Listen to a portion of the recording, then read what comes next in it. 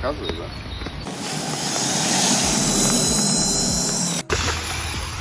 Все, вот песочек, насыпаю. Вот. Это у нас мелкий песок, он очень сильно въедается в ковролин. Так, включаем на максимальный режим.